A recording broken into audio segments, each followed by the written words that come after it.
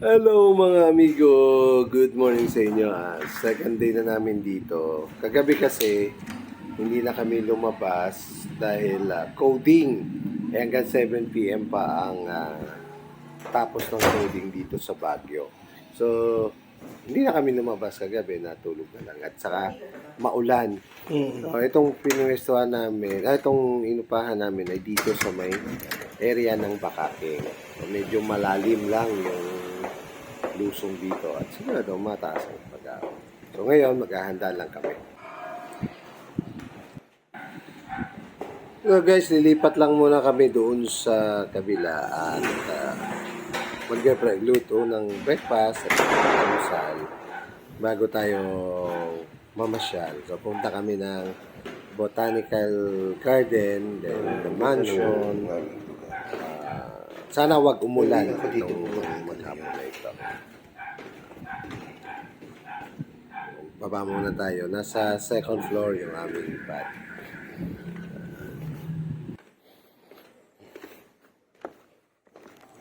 Lipat kami dito sa kabila naming lugar.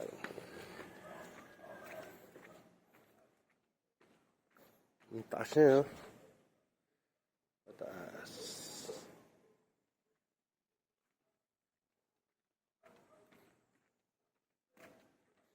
Dito si Rex.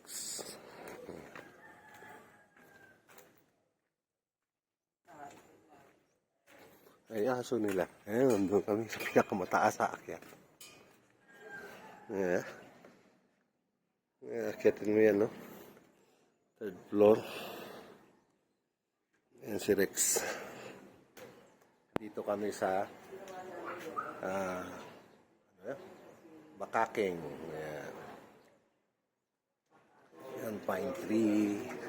Medyo malalim lang. Ayun yung pinaka-proper. Nasa proper rin kami. Ito yung may dalawang room ang inukupan namin. Ito yung isang room. Ayan. Tapos andun yung isa. Una ko rin mamaya. Doon yung isa ay doon kami.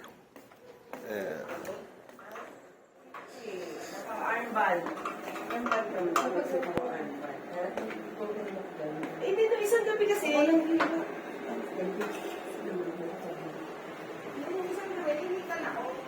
Ito yung CR nila. Ito yung CR.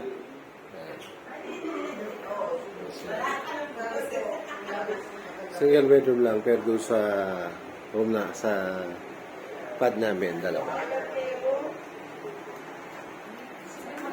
Mga guys, hindi tayo makapagpalit-pad ng drone natin kahit yung Neo lang sana gagamitin.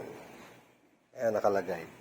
Authorization zone. So, hihingi pa ako ng permit. Kaysa mag-antay, huwag na lang magpalipad. Ayan, ganda sana magpalipad ng drone dito. Kaya lang malapit sa Lawakan Airport. Video na lang tayo, mga amigo. So mga guys, dito tayo ngayon sa Botanical Garden at kami ay papasok na.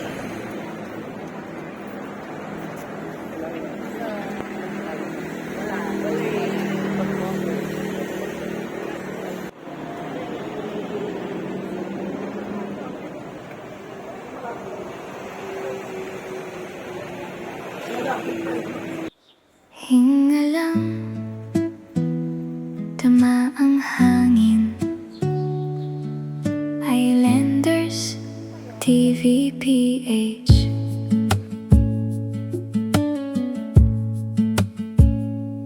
Sa kalsadang walang hanggan, araw ay gabay sa daan. Bituin sa gabi, kaibigan. Tahimik pero may laman. Sa bawat liko ng mundo, may kwento ang puso ko. Sa bawat tanawin na bago, ako'y muling nabubuo. Bitbit ang pangarap sa bawat yapak, kalayaan ng yak paglakad. Tara na, sumabay sa agos. Sa hangin tayo'y aanod. Sa ilalim ng langit na bughaw. Dito lang, payapa ang tanaw. Islanders TVPH ang gabay. Sa lakbay na walang sablay. Camping dagat at bundok. Dito ang puso'y lumuluklok. Sa apoy ng gabit saya, kwentuhan walang sawa. Sa yakap ng kalikasan, nawawala ang pagod ng isipan. Gulong ang aking tahanan, buhay simpleng dahilan. Sa bawat kilometro ng daan, mas lalo kong nauunawaan. Walang oras, walang pilit, dito lang sapat na ang saglit. Sa bawat araw na dumaan, ako'y mas nagiging totoo lang. Tara na, sumabay sa agos. Sa hangin tayo'y aanod. Sa ilalim ng langit na bughaw. Dito lang, payapa ang tanaw.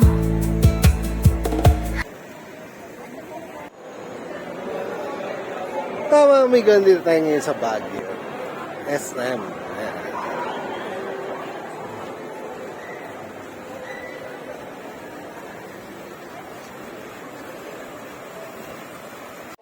So mga amigo, pack up na kami. Ayan na, naka-ready na. Kaya lang, hindi ako nakapagpalipad dito ng drone sa area na inupa. Kasi malapit kami sa Luwakan. Hindi na ako nagpalipad ng drone. So mga amigo, tingnan natin yung isang room na hindi ko na videoan kasi nga natutulog na yung kasama namin. So ito yung isang room. Ayan, maganda. Single bed dito. Double bed din silang dalawa. Di ba? Doon sa kwarto namin, dalawa mismo yung kama. So guys, ito yung last day namin dito sa Baguio. Bababa na kami. Pero magsa-side trip muna kami ng La Union. Doon kami magla-lunch. Baka sa Kabsat kami mag-lunch.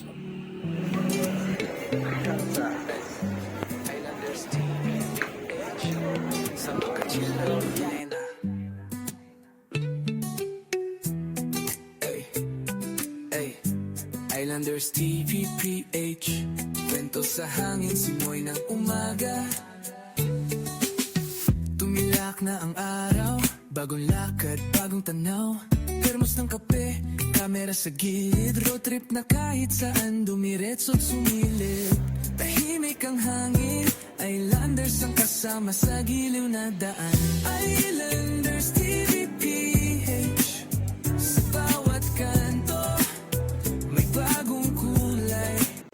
So mga amigo, andito tayo ngayon sa Marcos Highway. So dito, hindi ko na nabidyoan yung biyahe namin from La Union to dito sa Marcos Highway. So nandito si Rex, saminto lang kami rito sa isang tindahan ng mga prutas at gulay. Mamimili lang kami ng iuwi namin sa Bulacan.